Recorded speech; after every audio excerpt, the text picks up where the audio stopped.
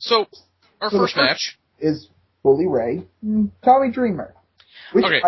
Go ahead. Sorry. Before we go into this, and this is a general question. Besides the impact before Victory Road, is there any build-up to this at all? Nope. I mean, there was one segment with Tommy Dreamer getting pissed at Bully, but that was about it.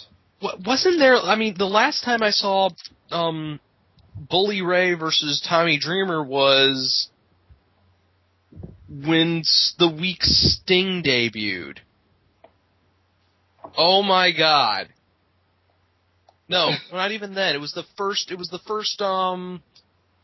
Impact after Bound for Glory, or was it the second? I can't remember. I don't know.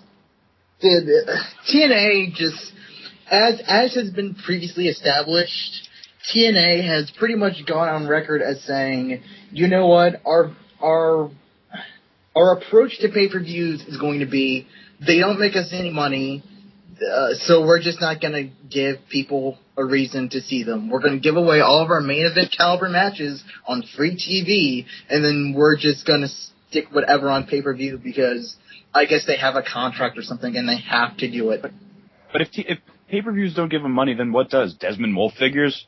Apparently it's the house shows. It's the house shows that make TNA money. So why are they putting on this type of a product if it doesn't make any sense? Or money. It just... This show. This show, already we've got problems. So, Bully Ray versus Tommy Dreamer, they have a no DQ match, which is basically, an ECW-style match. It was very garbage-like. With the highlight of that match being, of course, the blow-up doll. I thought you were going to put over Terrence and Terrell in the neck brace, but... The Bionic Kid. Again, I couldn't really find this match in time to watch it, but why? Why would you have a blow-up doll? Why would you have a minion? Apparently someone gave Tommy Dreamer a minion. Yeah. A minion stuffed animal to beat Bully Ray with. I don't know. Why did they have a lightsaber battle at fucking Hardcore Justice? No, they don't favorite style. They think that it's like, oh, we're being funny, it's a joke in the middle of the match. But the reality of it is, this is supposed to be a serious angle. A man put another man's children through hell, through a fucking table. Take it serious! There is no serious when there's Russo. There's only shooting, brother! And so... Also, I know why they had to add that blow-up doll, so they could do the Comedy 69 spot.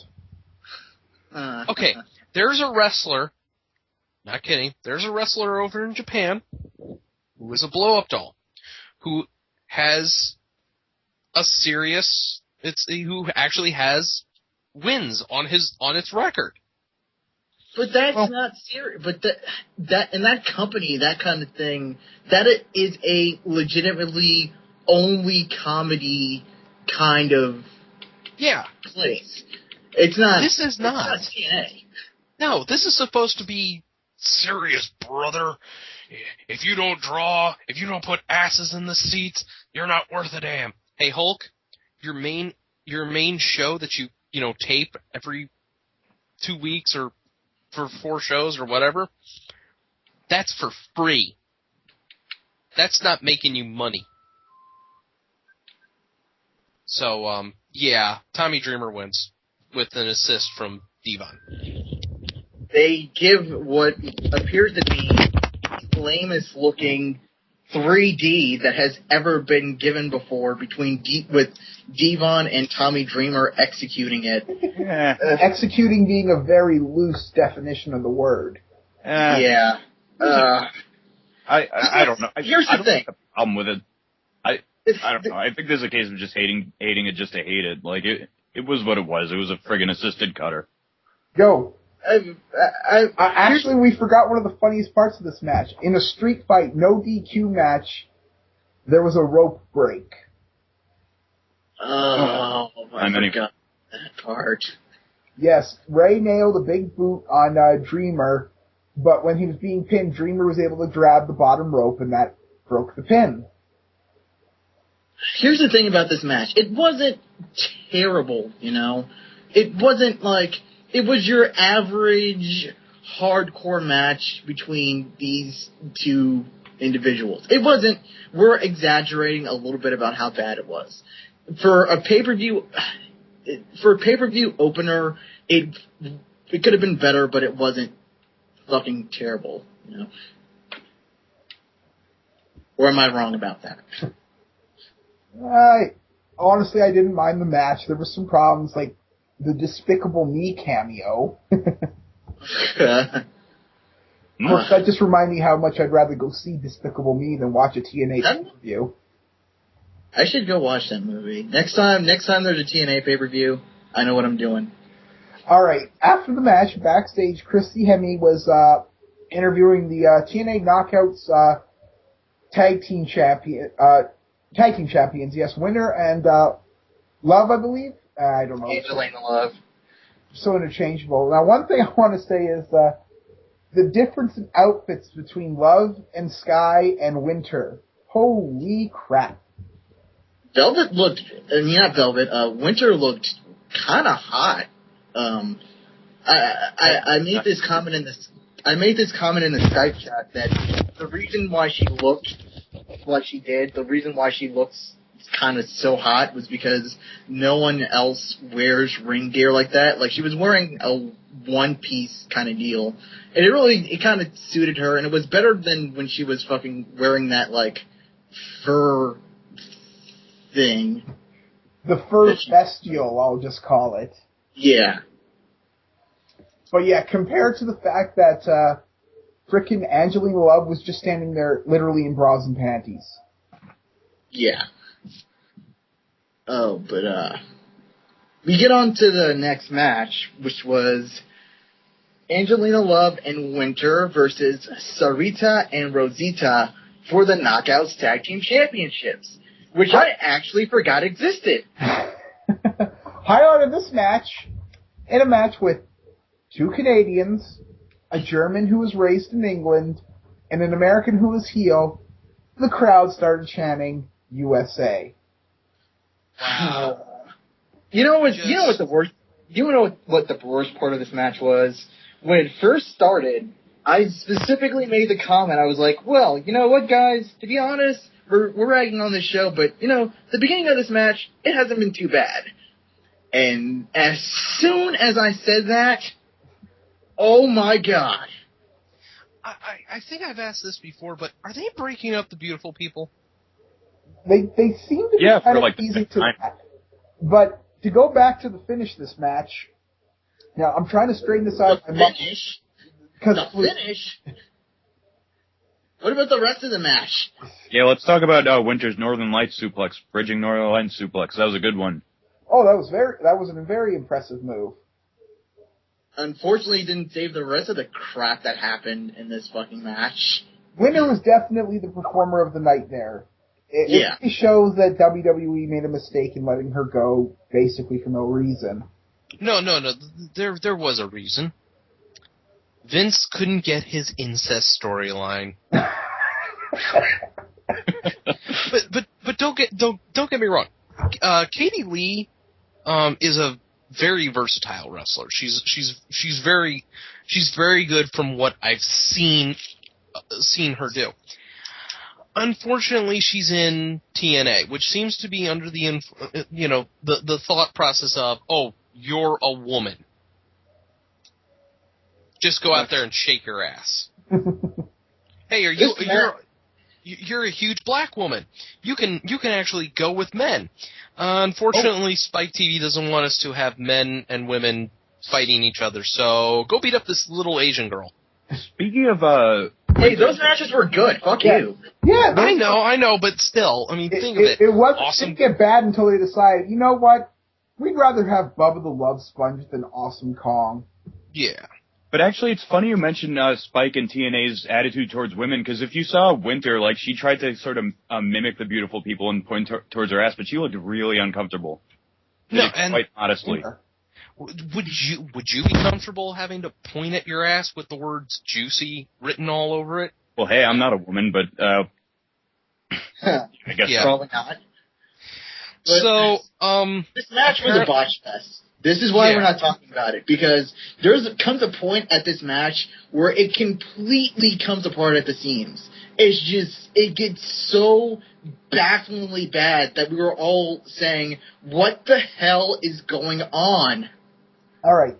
I'm trying, like I said a bit earlier, I'm trying to straighten out the finish in my head because it was so disjointed that I don't know if I remember it happening in the correct order it actually happened. Alright, go for it. Alright. From what I recall, Rosita hits a cheap shot on Angela from the outside, and then she tags into the match. Angela Love avoids the leg drop. Winter tags in, and they do a double team on her. Love argues with Hebner, and he was working really hard not to see the upcoming shenanigans here. And Sarita goes outside for a title belt. Love and Sarita fight outside while the referee is still distracted. He's distracted for like 3 goddamn... He's distracted forever. Basically, yes. Rosita... Now this is my favorite part because, as most wrestling fans know, when you hit a person with the title, you kind of bull rush them into the head with it with the faceplate. Mm-hmm. However, Rosita has it hanging over her head like she's about to drop the executioner's axe on Winter, but then all of a sudden, Velvet Sky runs in and stops it, which allows Winter to grab Rosita and pull her for a roll-up. However, since the ref is still distracted, going on at least 4 minutes now, Sarita runs in, tips them over with massive inverted air quotes, and then Rosita sits on her, despite the fact that Winter could easily just slide out of the way, and eventually Hebner notices, 1, 2, 3, we have our new tag champs, Sarita and Rosita. Yay! I mean, I'm happy What the fuck? I'm going to be happy to see him wrestle with them if TNA would actually feature the belts. I mean, they're probably the best. Not if they're going to botch as much as they did. Yeah, but they're certainly the best team since Hamada and Taylor Wilde, which says... Oh, I should mention that, I forgot to mention this part during my breakdown of it.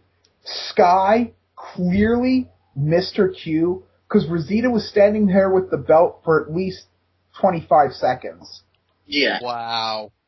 Nobody cared. Nobody cared in this match. Sitting there doing nothing. What happened in the Knockouts division? What happened? Hulk Hogan and Eric Bischoff. No. That's not what happened. There's only one thing that happened. Russo happened. Russo has a huge problem with women. Okay? It's been plainly obvious for years. He believes that women are nothing but eye candy, piss spray, they're just basically, cock. Yeah, exactly. They're there to tease the male audience. They're there to shake their asses and just look good. If you have a woman who can actually wrestle, like say Katie Lee or Taylor Wilde or Gail Kim, they won't get the recognition they deserve. Hell, they won't even get the fucking money they deserve. Or the job. And again, they'll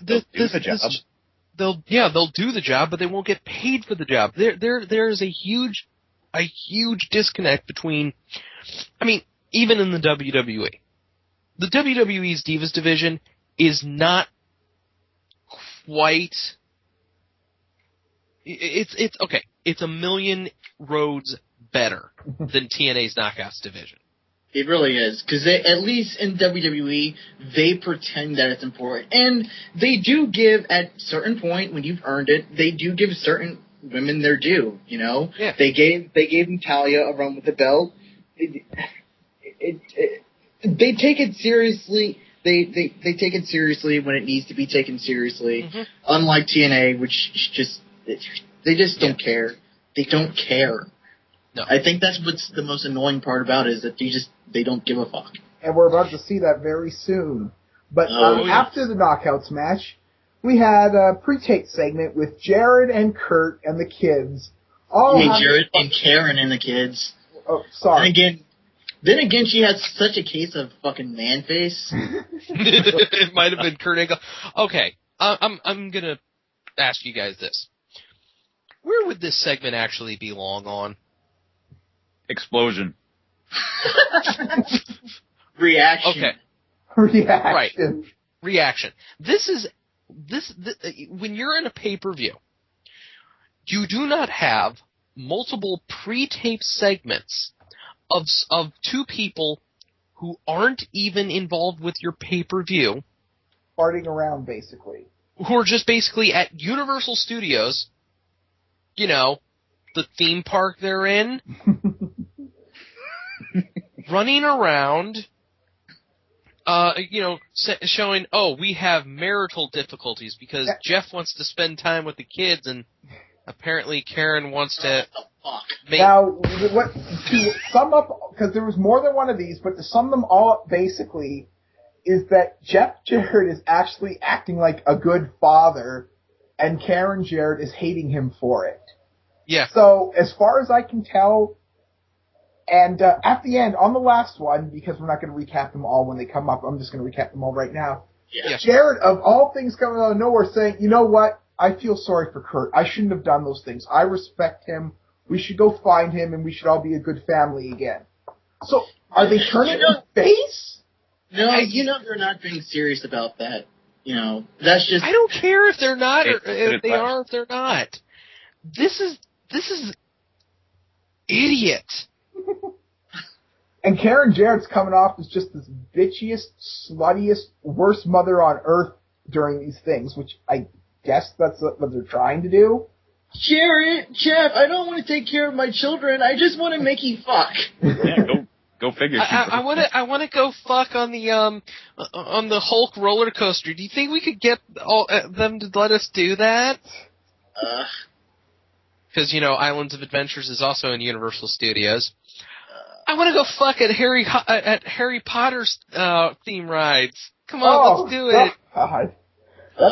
I want to ride your magic broomstick, Karen. Okay, Karen. let's stop now. Now I'm getting ill. Now I'm Let's go to the other shitty match. But yeah, to sum it up, Jarrett's coming off as an incredibly nice guy, and we don't know why. But now...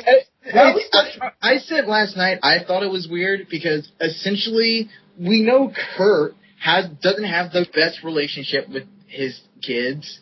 We know now they're showing Karen doesn't have the best relationship with his kids, with her kids. It's Jeff Jarrett's the only parent here. What the fuck is going on? I don't know. So, moving on. Hey, everybody, want to have a first blood match between Hernandez versus Matt Morgan? Hold it. Matt Morgan had a promo. Which the highlight is where he talks about reclaiming the TNA World Heavyweight title, which is hilarious considering that Matt Morgan's probably about as far away from the TNA World title as frickin' Orlando Jordan and Eric Young, although Eric Young does have the real title belt still.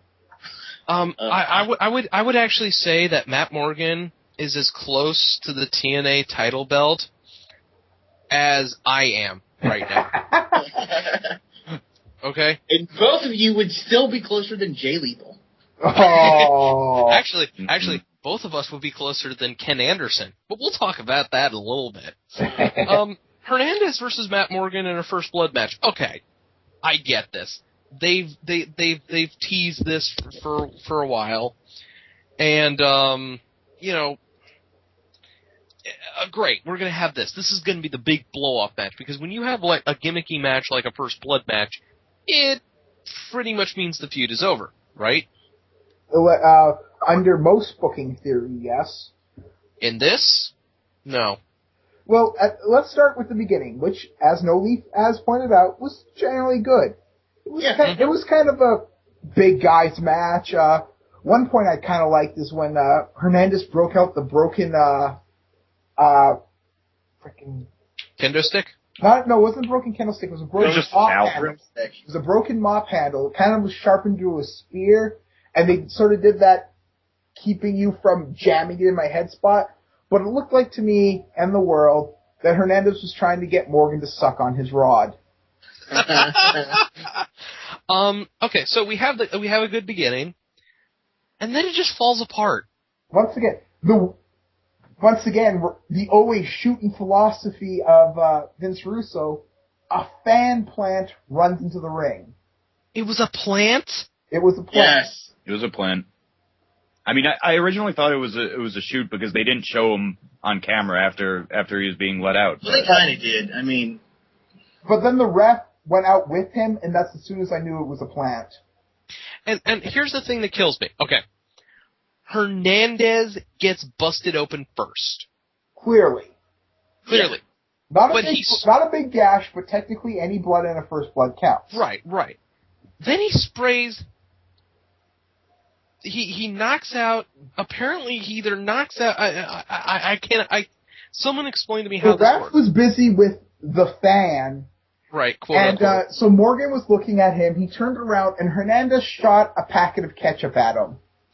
Yeah, that's pretty much what it was. And the ref sees this, and that's...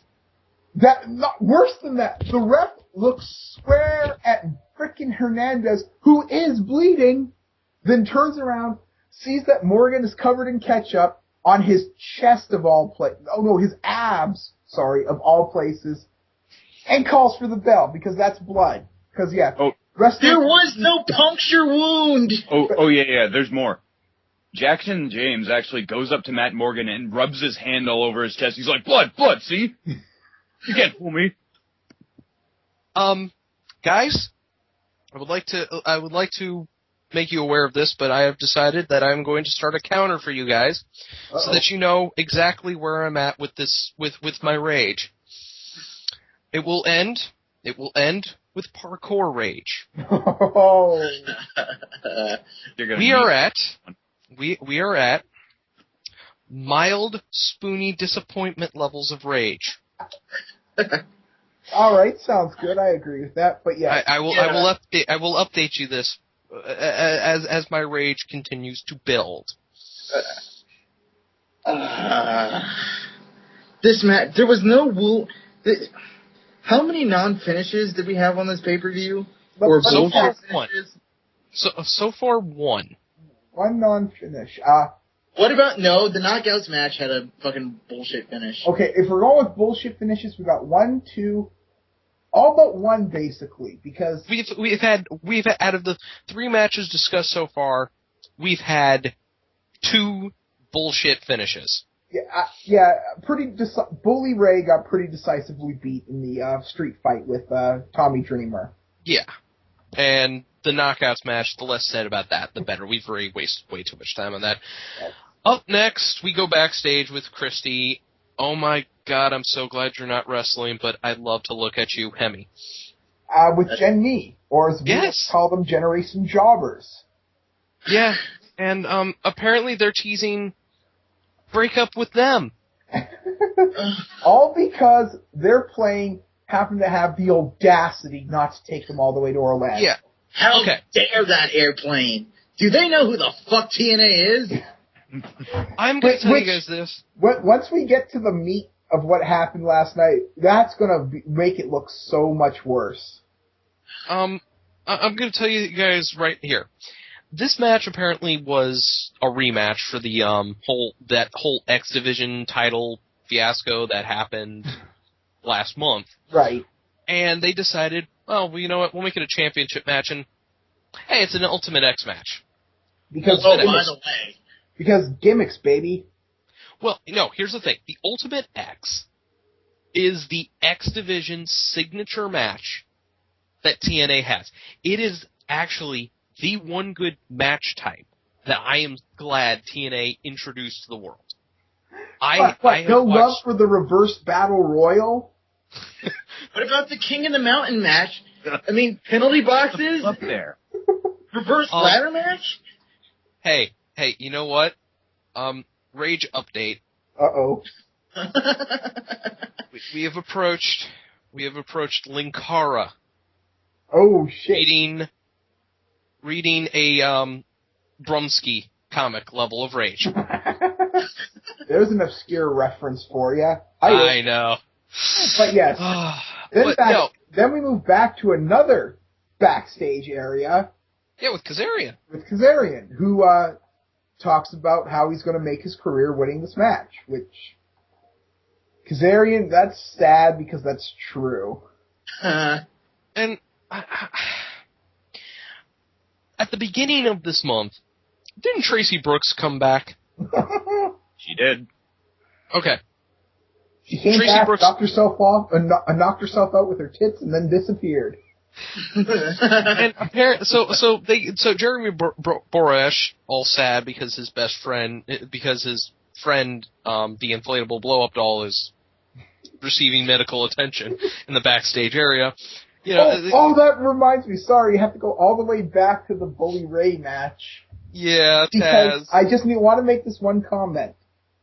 Technically, Dreamer didn't win that match. The blow-up doll did. It had Bully Ray down for a 3 count, and they should have counted it. Damn it!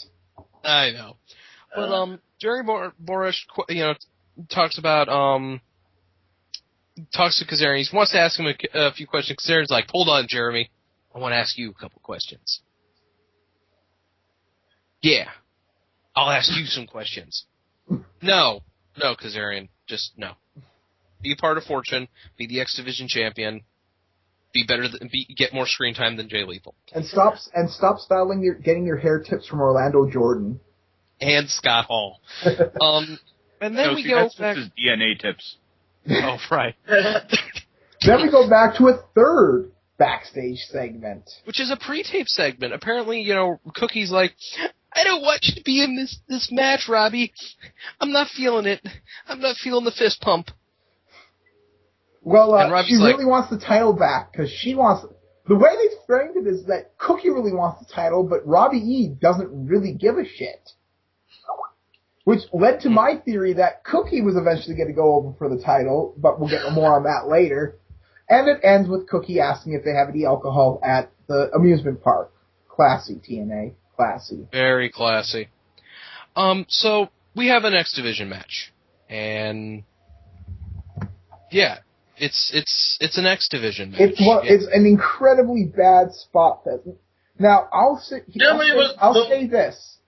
I have a high tolerance for spot matches, but even I was rolling my eyes as this went along. Fair enough. I don't think it's fair to say it was a bad match. It wasn't a bad match. It was just a spot fest that we've seen dozens of times before. There was no rhyme and reason for it. Like, how many times did we see a guy jump off the rope to do a move rather than going for the belt? Maybe we shouldn't be skipping this far ahead in the match, but the match really was all spots. That stupid part where both the Bucks are fighting each other while the title is in between them. Yeah. They're hanging from the X, and they're apparently having an argument about who's gonna bring the belt down. It's gonna be me. No, it's gonna be me. Whatever. No one cares. And the belt is literally right between them. All one of them has to do is grab it. But since it's a spot fest, there's no psychology in this match, and they don't do it. Psychology. But just an attempt. So near the finish of this match, something that actually you were saying a lot, Nobi, Robbie E actually breaks out the ladder. I was saying that I don't get why no one ever, they've done it once where someone bought a ladder into the match.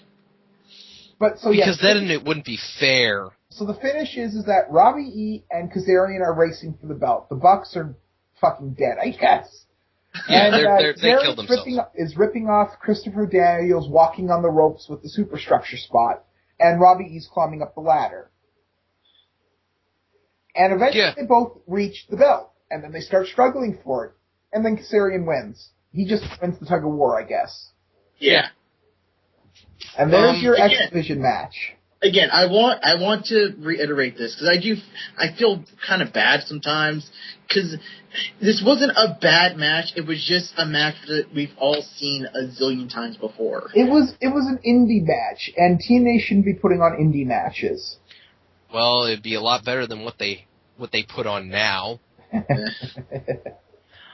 So we go back. We've already recapped all the Jarrett honeymoon. This is the Jarrett honeymoon, folks, by the way. Right. Takes your kids on a honeymoon. And, well, backstage, Christy Hemme is whooping it up with beer money. They do the beer money taunt, and then they want Christy to do the same. And for whatever reason, Christy Hemme bends over this. So beer money becomes, but Sam!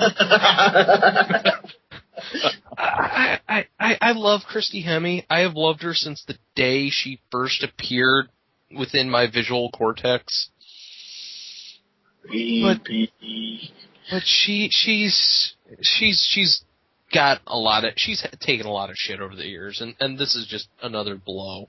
Oh, believe me, she's not taking it in stride. Like, she looked disgusted after that. Like, she had this, like...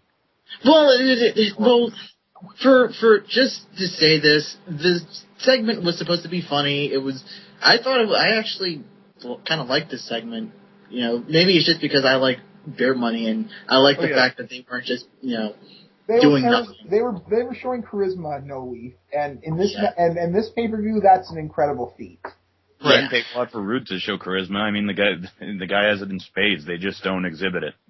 No. When he goes off the script to tell what he probably thinks of higher management, it's quite funny. Yeah. So we have Ink Inc. versus Beer Money. Ink Inc. basically said on 3/3/11, we're going for your titles because do you know about the book of Dilligap or whatever the fuck Shannon Moore's made up philosophy is? You know, do I look like I give a fuck? No, Shannon. You look ridiculous. You look like you absolutely need to get approval from somebody. I mean, let's face it. I mean, I don't know if we could include some pictures of Shannon Moore over the years, but remember when he first debuted with 3 Count, working illegally for WCW because he was underage? Yeah. I remember when he was working with Matt Hardy in version 1. He was a Attitude follower. Remember that? Oh, remember that? And now look at him. Tattooed out the ass, using a mohawk that you could probably use as an illegal weapon. The Shannon Saw. Dressed up in... Yeah. Shannon Saw is ready. Dressed up in clothing designed by his equally insane wife. Glam Road Warrior. That's what he's going for. That's actually a good way to put it. I was thinking, what could it be called? And that works. Yeah, and it's just like, okay, and Jesse Neal. Dude. I like Jesse Neal because, as they pointed out, he looked like a Spartan. It looked like he was wearing a freaking Spartan helmet. Jesse Neal, I actually like watching Jesse Neal and Shannon Moore work together. I don't like their look. Let's be perfectly honest with you guys. I don't like their look. But I do like how they work together. They work together so freaking well, which is amazing because Jesse Neal is, well, compared to Shannon, huge. I mean, he is just huge. Yeah. You know what? When we were in the Skype chat, we said it, and it pretty much came true that this was pretty much the match of the night. It was a well put together match, very well paced, not a spot fest. Yeah, I was certainly was this match. Beer Money and Ink Inc. worked well together. Yeah, and they had no reason to work together. And probably what was really good about it is the finish wasn't fucked. Yeah. No, it was apparently it was well planned out. But, and then apparently Moore holds up his book of Do I Look Like I Give a Fuck, yells at Neil to hold up Rude, and then Storm breaks it up and they hit the DWI, and, then after the match, this is where things kind of break down. I didn't think it broke down, because they've been kind of pushing this for a while now, that Beer Money and Jesse Neal, they like each other and work together, and they respect each other, but Shannon Moore doesn't. This is what I'm gonna say again. Okay, so far, Victory Road has teased 3 things. Okay, they've teased the breakup of the Beautiful People. They've teased the breakup of Jen Me. Now they're teasing the breakup of Ink Inc. Because at the end of the match, Beer Money offers a beer to Ink Inc. Neil takes it. Moore grabs it, sips it, and then spits it in Storm's face, and then screams at Jesse Neal. Well, it's art imitating life. It makes Shannon Moore look like an immature douchebag. Yeah, and unfortunately... Isn't that a great gimmick to have? The poser asshole. Yeah, pretty much. And then we go to backstage where Christy Hemme has to spend time with Ric Flair and cold-blooded Matt Hardy. Nope, not cold-blooded, just cold blood. Oh, right. I've read Cold Blood Matt Hardy. Just go back to the little breakup. If Jesse Neal did team with Beer Money, would they have to be called Beer Money Inc. Inc.? Well, they're already Beer Money Incorporated. Well, so wouldn't it be Beer Money Inc. Inc. Inc.? Yeah. There's so many permutations, and we're trying to desperately to avoid a Matt Hardy promo, aren't we? You want to know what the fucking Matt Hardy promo is? Boo fucking who, WWE fired me and Lita doesn't want to suck my cock anymore. That's the fucking Matt Hardy promo. Wait, no, you forgot one part of the promo. Segment. You forgot one part of the promo, No Leaf. What? AJ's a kid, even though he's only 4 years younger than me. Yes, wait, I was just about to look that up. How old is AJ Styles? He's like 30-something. 30-something. Okay, I'm going to the Wikipedia. I'm going to the wiki.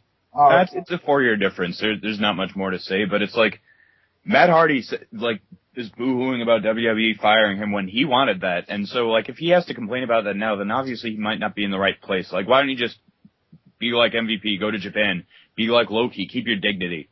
I mean, dignity. Because Matt Hardy has no dignity. Okay, yeah, it is a 4-year difference.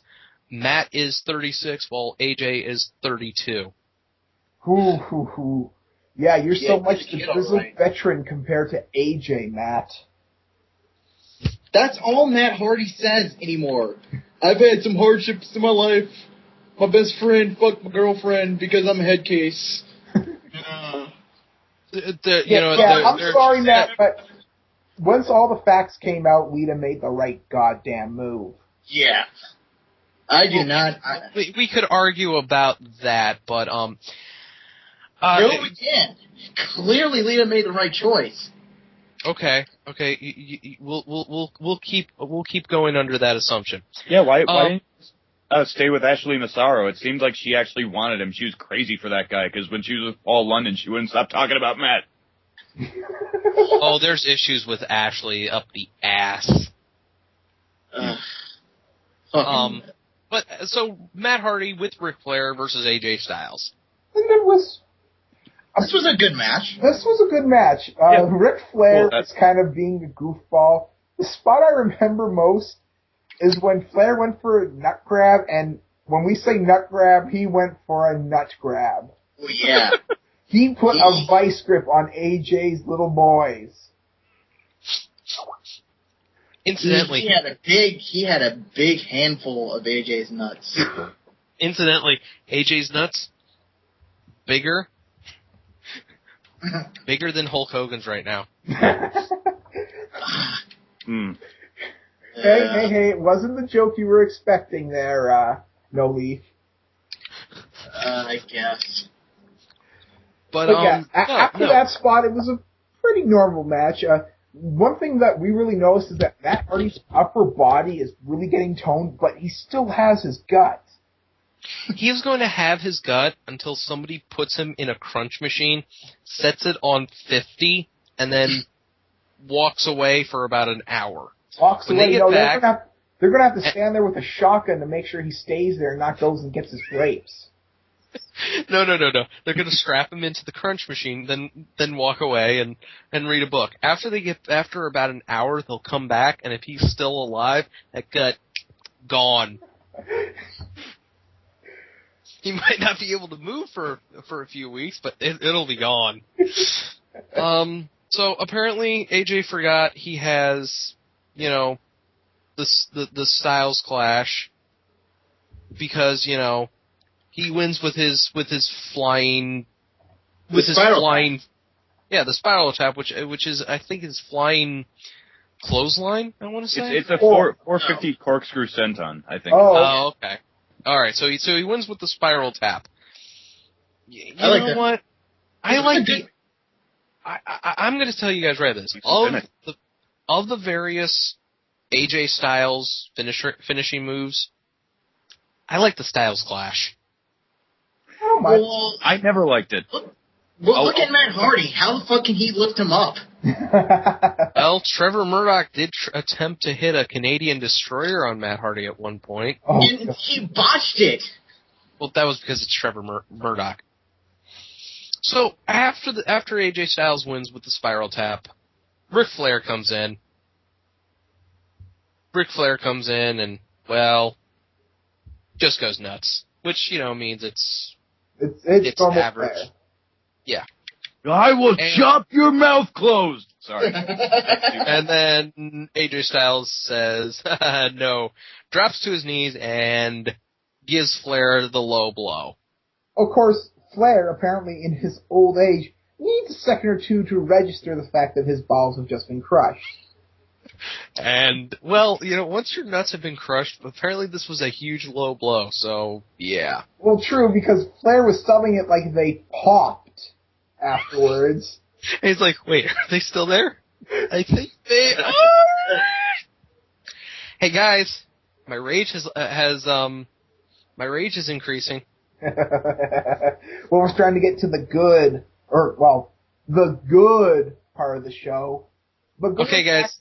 But going back there, am I the only one that think AJ Styles should have yelled, "I don't know you! That's my purse!" Yeah, that would have been kind of awesome.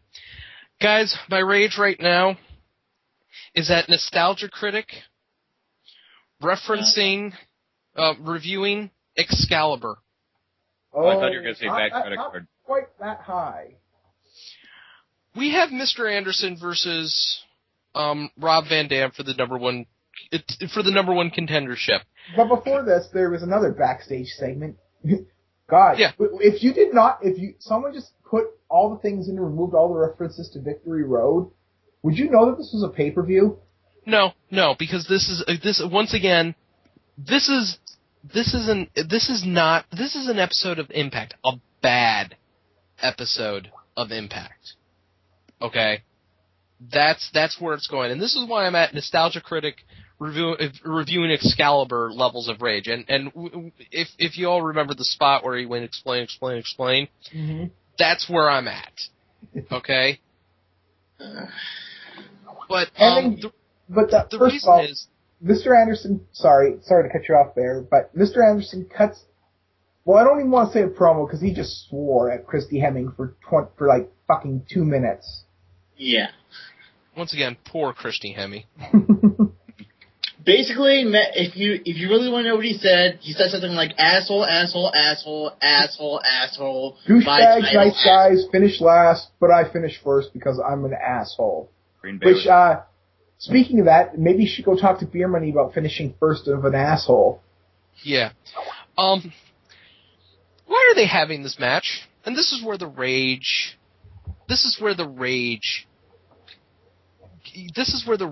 comes into play. Before 3/3/11, Mr. Anderson won a number one contenders match between him, Rob Van Dam, and Kurt Angle. Do we all remember this? Wait, Do what? we? I don't. I What are you do. talking about? He won a number one contenders match. He was going to do this on 3/3/11. Instead, we had Sting show up. And oh, yeah, I almost forgot about that. yeah, okay. Ken Anderson is also the former TNA World Heavyweight Champion. So is Rob Van Dam is technically still the TNA World Heavyweight Champion, but that's besides the point. The point is, there is no goddamn reason to continually teasing us with these number one contenders match if you're not gonna fucking honor them. And it just gets Honor? worse. Yeah, it just gets worse. So this match is, honestly, I didn't mind it. RVD and Anderson still have talent. It was a kind of mash for me. But I wasn't. probably because RVD and Anderson knew the finish and really didn't give a shit after learning that. Well, see, Yeah. I think that you could say that about a lot of RVD matches these days because, like Spoonie said, it pretty much is just a situation of him setting up and then doing the pose and getting attacked for it. It happened in this match at least 2-3 times. And this match ends Oh. double count out. Double count out. Now, when it comes to the count out, I want to point this out. You always know when a count out spot is coming because when it's not supposed to happen and the ref's just doing it, it's 1 beat, 2. In this one, it was 1, 2, 3, 4. You know, Yeah. so it's pretty bloody obvious what's coming a mile away. But what amazes me is then they both get back in the ring and they're like, "Give us more time, ref! Give us more time!" And the ref's like, "No, we've got a main event. We can't do this right now."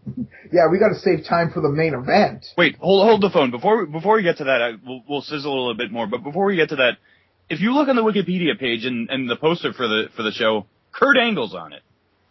Was he nowhere? There was a reference to him. That was it. Yeah. That was all. Apparently, Kurt Angle wasn't important enough to have warrant anything other than a fucking mention on this show.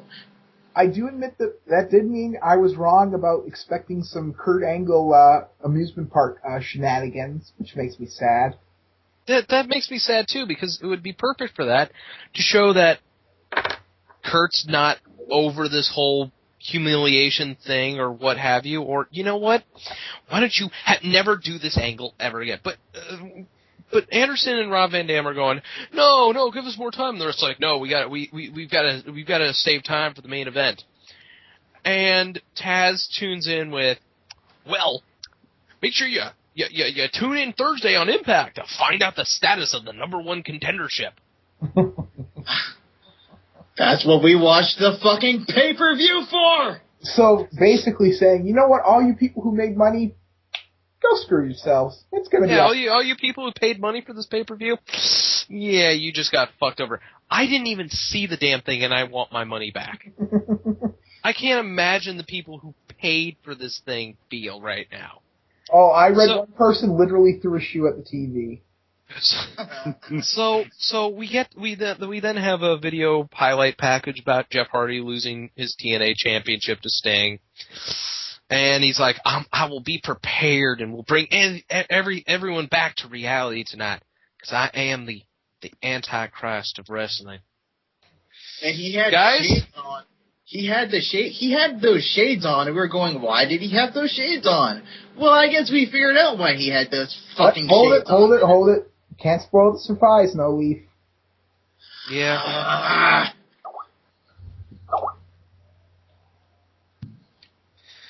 So we have the overly long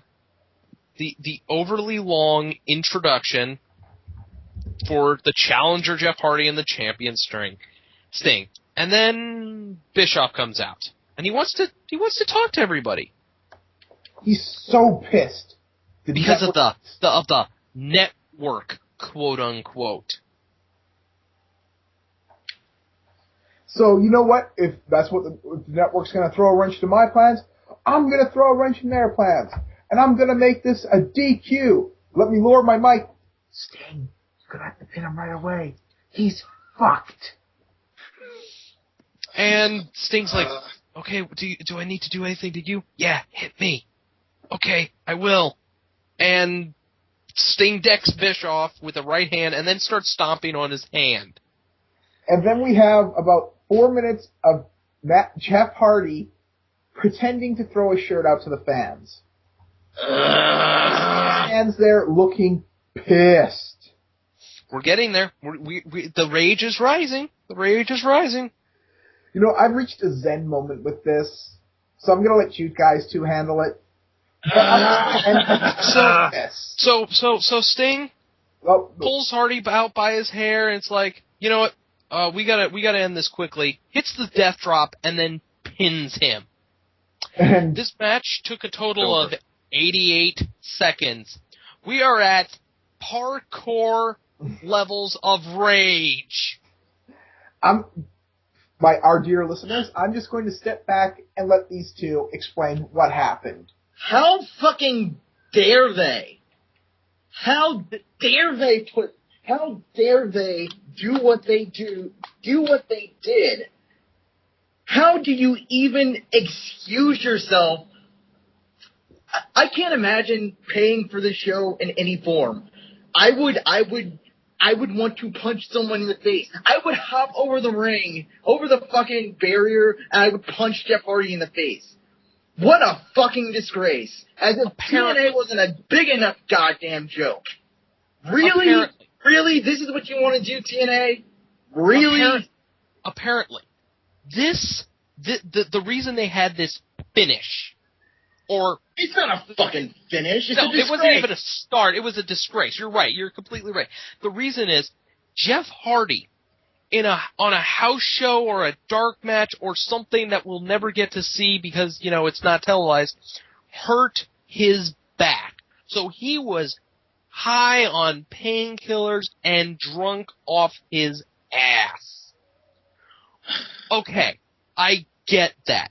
And I get that you have to have a main event that's, you want to go with what's advertised because, you know, you're fucking retards. But you know what?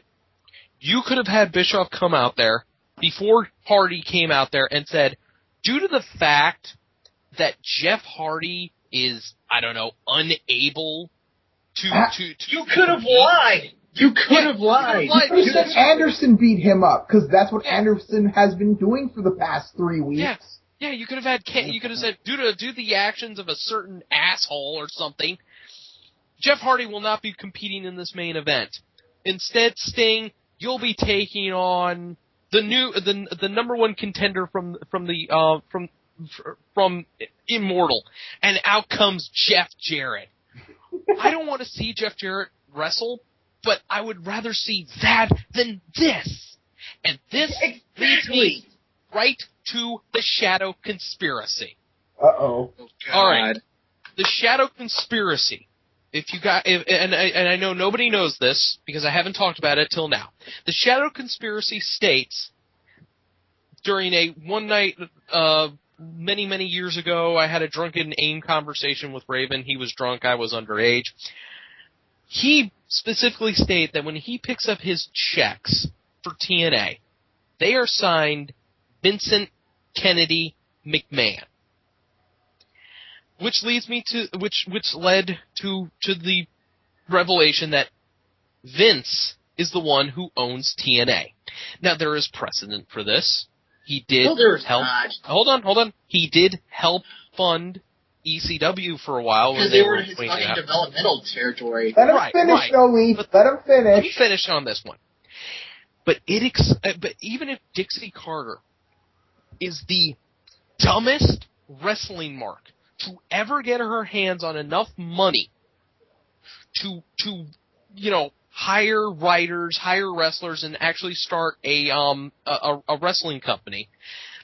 This shit right here can only be the work of an evil genius, which, as we've all seen, Vince is ruthless when it comes to business.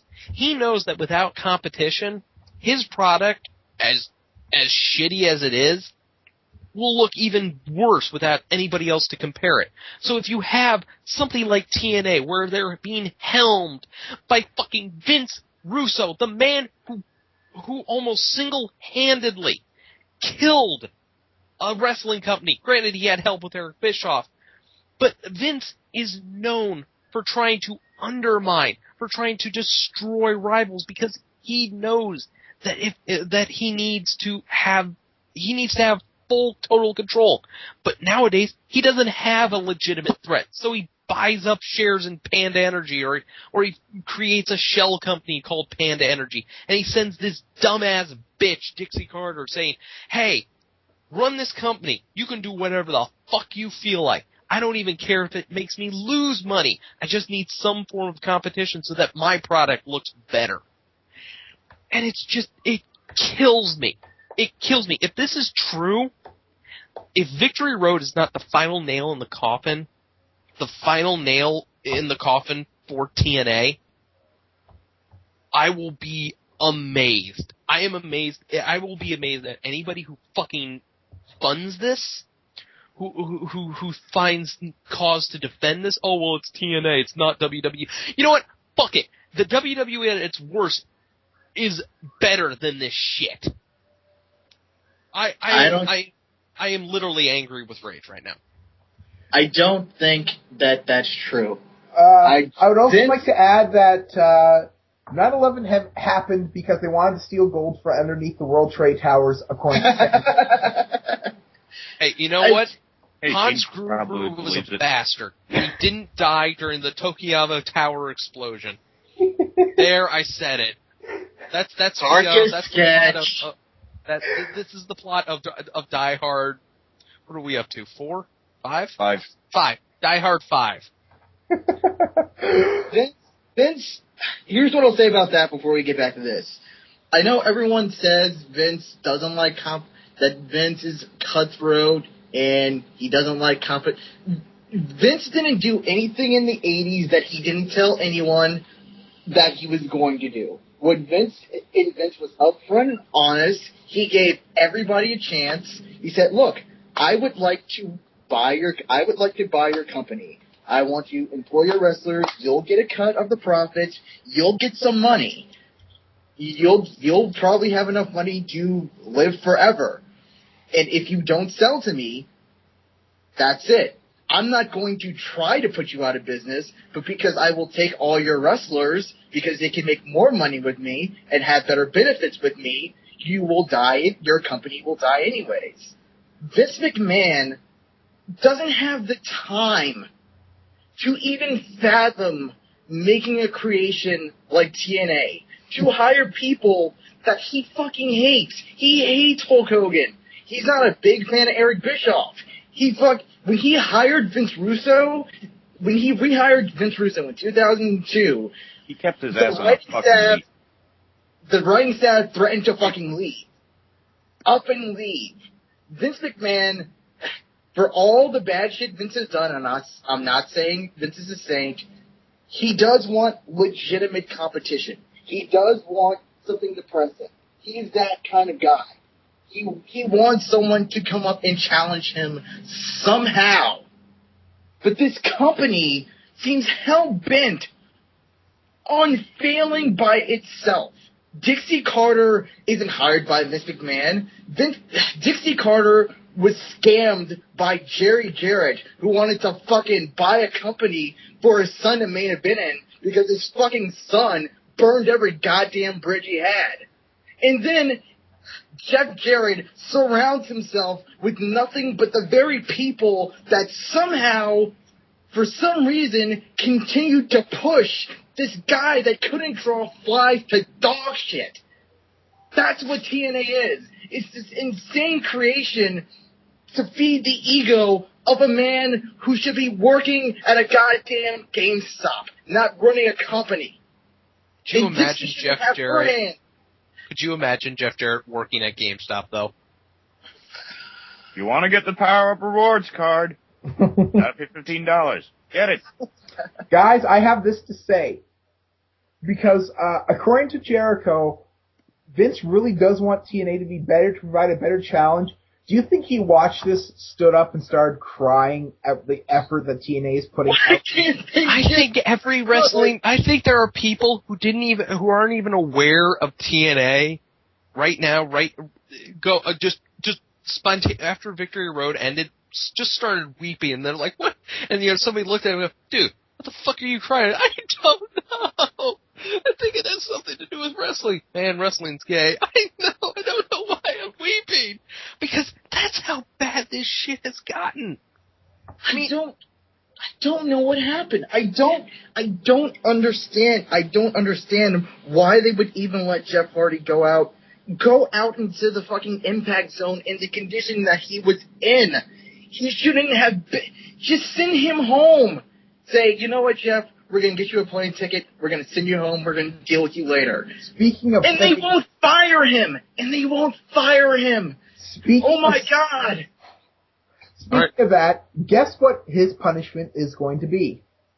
Sent home with pay. Sent home with pay. A.K.A. a vacation.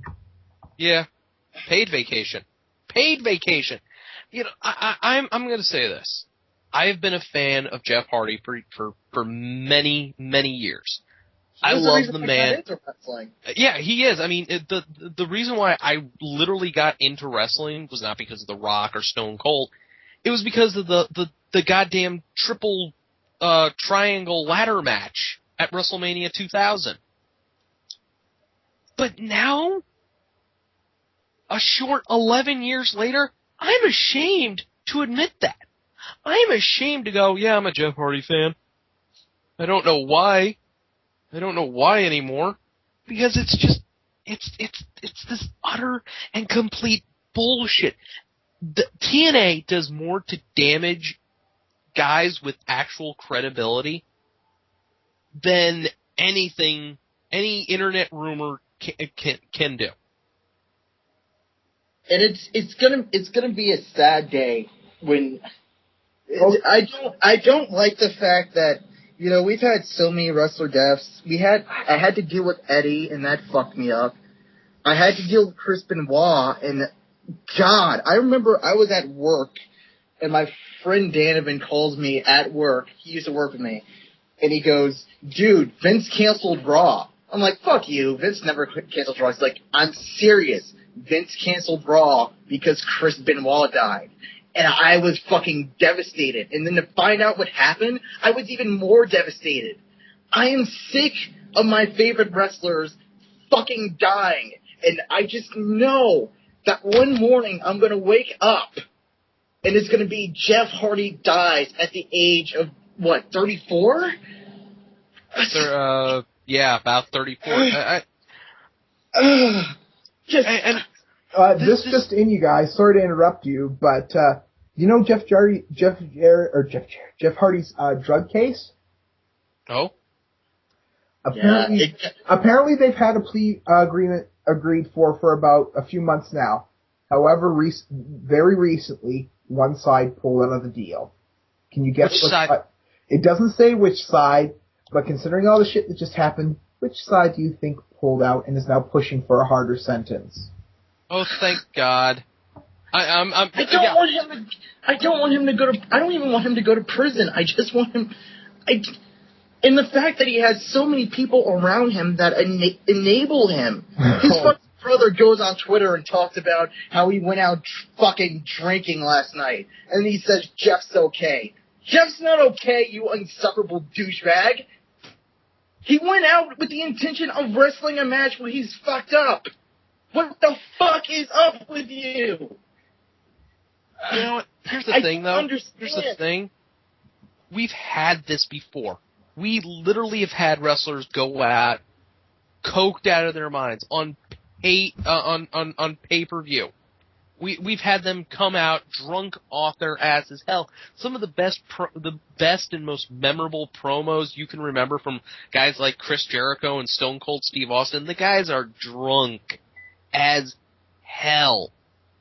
Well, those are promos. It's like there's a difference between doing a promo drunk and going to a match drunk, splitting someone's head open. Yeah. Speaking of splitting somebody's head open, there's a precedent for that. Mr. Anderson got his noodles scrambled. Yeah, and Jeff was fucked up. It baffles me. It boggles the fucking mind to think they let this guy get away with this. And it was only after that Jeff came out that Eric Bischoff and Vince Russo were looking at this backstage and going, you know what? This might not be the best idea. And Vince looks at Eric and goes, I know, it's great. This is going to put asses in the seat. This is going to get all those IWC guys talking. I know, it's lovely. And guess what? It worked. Because they had to know that Jeff was fucked up. They had to know. Well, of course they did. They had a video package to cover how short the frickin' pay-per-view was, which didn't help considering it finished about frickin' 20 minutes before scheduled ending time.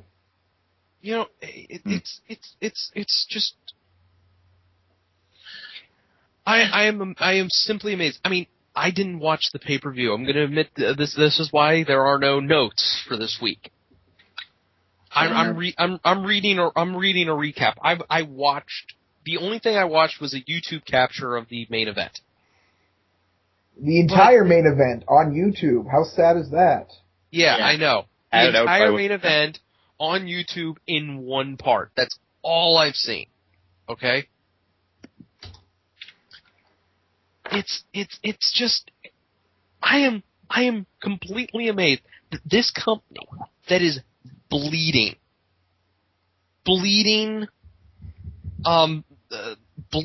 money like it is, that isn't even getting any amount of money back from like ticket sales for tape shows. Your house shows should not be your main source of income, because you know what you should be getting money off of your ticket sales for your live events that you sell, Impact. But you can get these fucking tickets for free when you go to Universal Studios. They're included in the price of your fucking park ticket. And that's something that someone else pointed out to me. They say, you know what, maybe they don't have to pay to actually get into TNA, but they still have to pay to get in the park. But that money is not going to TNA. That money is going to Universal Studios. Well, I know. I'm just saying that people still paid for this fucking show. And I am so sorry for anybody who paid actual money for this pay-per-view. I am so sorry for $45, you guys. That's how much the pay-per-view cost. I am so sorry for bar owners, which, you know, show wrestling pay-per-views, you know, on every couple of weeks, who had to pay for the privilege of showing this crap. I feel sorry for anybody who chose this over WrestleMania. I feel sorry for anybody who came out and said, "Man, this is going to be a lot better than WrestleMania." I feel sorry for those people. And but my rage is not directed at Jeff Hardy. It should be. I know it should be. Hold on. My rage is directed at fucking Vince Russo, Eric Bischoff, Hulk Hogan, Jerry Jarrett, Jeff Jarrett, and of course, the woman of the hour, Dixie Carter. Who will go and do interviews about what a great family that fucking TNA is and how they're so much better than Vince. And Vince doesn't really care about his guys the way we care about ours, you know? And then, bullshit. Oh, hey, Taylor Wilde, while she was the Knockouts champion, had to have a second job at Sunglasses Hut, and then she quit when she was recognized. And not only she quit, that means her living income essentially dried up. Yeah. Yeah, you're a big fucking happy family, Dixie. If you're a That's man right. and you're good with you're in good with Hulk Hogan and Eric Bischoff. You have to be a man over 40. Yeah, a man over 40. I continue this entire company continues to amaze me and continues to enrage me. Okay? With the with the just all of the shit that they do. I'm simply amazed. Jeff Hardy going out there severely impaired and now being sent home with pay, and now his court cases gets to drag out for another 6-7 months. How can they live with them? How can they honestly say, go home every night and say, you know what, guys, we put on a great TV product tonight? Because there's yes men who will always respond with, it's not WWE PG. You know what? I would trade all the blood, all the not WWE PG-ness, all of that shit. Okay? I would say, yeah, you're doing a good job. If they put out a goddamn product that I, as a wrestling fan, could watch and go, man, this is pretty good. I can't. And they have all the talent in the world to do it. Mm-hmm. They have everything. They have all the pieces right there. They have people that Vince would love to have. But then he would love to have. He won't touch anymore because they're associated with TNA. I mean, you get guys who used to be in the WWE, who honestly are a billion times better than what they were when they left. But now Vince won't push them because, well, he's fearful of the fact that, hey, they're in TNA. This might not be a good thing. TNA has damaged so many wrestlers' credibility. We'll look at Gail Kim. Where the fuck has she been since she came back from TNA? You know, let's look at Christian. Where the fuck has he been since coming back from TNA? Granted, he was ECW champion for a while, and they're doing stuff with him now. So I guess that's something, But I get what you're saying. Yeah. But guys who would make a killing for the WWE, guys like Samoa Joe, guys like AJ Styles, guys like P.D. Williams, Sabin and Shelley, even Jen Me, even though they're relatively new, okay? Beer Money. Yeah, let's go back to Generation Me for a second, because let's compare and contrast the Jeff Hardy incident with the Generation Me incident, and the responses that we've seen thus far. Mm-hmm. Generation Me, if you don't know, and you should, if you don't, shame on you, could reach was it the Genesis pay-per-view? No, it was Bound. It was Bound for Glory. No, it wasn't Bound for Glory. It was whatever the last pay-per-view they had was, since we can't be bothered to fucking Against remember. all odds. Against all odds. Thank you. Yeah, against all odds. Generation Me's, for whatever reason, their plane had to be delayed in Utah, and they couldn't fly out to the pay-per-view in time. And then they tweeted saying that, sorry guys, we can't make the pay-per-view on time. The planes just simply aren't flying out here. Then Jeff Jarrett gets on Twitter and acts unprofessional. Oh, not even. They basically say, oh, if we just like to tell the fans that we're not in there's nothing wrong with us in terms of the company. Like, there's no problems. Like, everything will smooth over. And Jeff Jarrett tweets, really? So, and then we've seen thus far Generation Me effectively becoming Generation Jobber. Yeah. And now, like I said earlier, Jeff Hardy's punishment for ruining a main event, coming and being absolutely dangerous. 'Cause I want to point this out. I think some people are missing. Do you know how truly dangerously unpredictable a junkhead could be? What if Jeff Hardy said, "No, I want that title," and stabbed Sting? He was already trying to kick out of the fucking pin that Sting had on him, and Sting had to fight him down. But in terms of dangerous, we already mentioned the Anderson chair shot. Yeah. He didn't try to do that on purpose, but that's still dangerous, and that's still result of inebriation. Mm-hmm. Or some form of impairment. He has literally taken this whole Antichrist of wrestling bullshit, and I really am the Antichrist of wrestling. Well, you know what? Maybe the Jesus Christ of wrestling needs to come and kick your ass. I'd pay to see that. I guess that would be some punk, though. But now let me finish up my point. Please do. My point was, his punishment was to be sent home with pay. What we in real industries like to call paid vacation. Mm-hmm. So he gets to go home and smoke whatever he has that didn't get burned up in his trailer fire.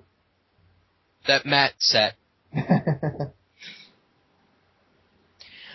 I'm sorry.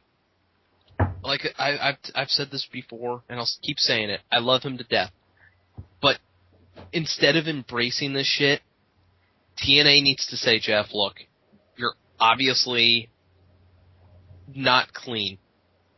You need to take what Vince McMahon has offered. Vince McMahon has offered any wrestler who works for the WWE, doesn't matter if they are working, if they need to enter rehab, be it for steroids, be it for drugs, be it for alcohol, they'll say, I'll pay for it. Jeff needs to take that before it's too late. No, but you know the thing is that they don't have drug testing now. They don't have drug testing. They don't have blood testing. They don't have any testing. How do you not have blood testing on a show in which Ric Flair, who has fucked more whores than Ron Jeremy, how do you not have blood testing on your program? I believe it was Leaf pointed out that might be another reason WWE's leery to deal with TNA, because they might be carrying something. Mm-hmm. At least Matt Morgan didn't have to worry about getting Hep C in his fucking fucked up finish. God yeah, damn. there's that. But again, I'm sorry, but this is just. We have been ranting about this same match, but it's the only goddamn thing on this pay-per-view worth talking about. Everything else is just there. Everything else in the long term was small potatoes. Yeah, this is possibly the most damaging thing TNA could ever do to themselves. Yeah, and we bitched about the rip-off Undertaker promo. About how much that was a bad move. Yeah, that was just stupid. At least that wasn't dangerous. Yeah. But you know what? I can't believe the balls of Dixie Carter to claim in every interview that TNA, we actually care about our wrestlers, and flat out lying in front of Congress. Oh yes, we have a comprehensive drug plan, and really. Well, if you have a drug plan, apparently it's never been your intention to fucking do anything with it.